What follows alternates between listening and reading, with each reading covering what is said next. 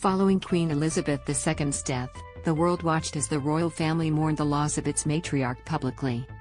Some showed subtle emotion at times while others remained stoic, but no one knew just how the Queen's loved ones were really coping behind the scenes. Now, one family member has revealed just how everyone has been doing since the late monarch's death and says he has some personal regrets. Mike Tindall met Queen Elizabeth years before he married her granddaughter. Mike Tindall is married to Princess Anne's daughter, Zara. But he actually met Queen Elizabeth long before he met her granddaughter.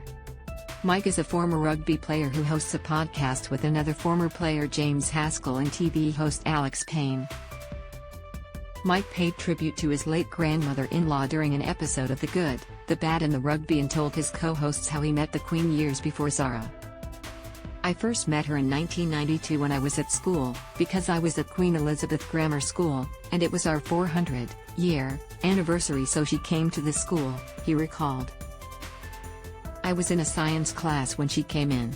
We got to say hello to her then." Mike and Zara began dating in 2003 after meeting at a bar.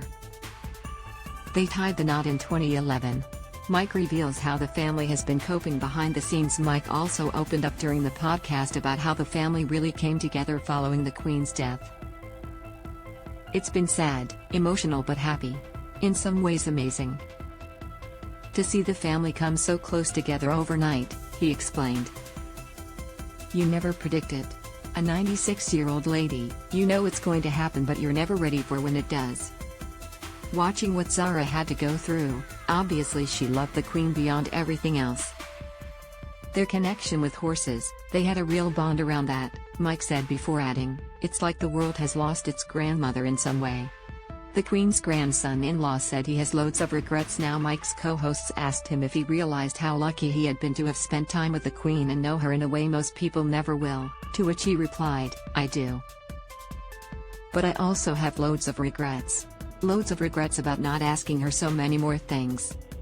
Having nervousness when you sit down to talk, that lucky seat and being sat next to her." Mike became emotional during the tribute episode and reflected on the public's reaction in the days leading up to Queen Elizabeth's state funeral.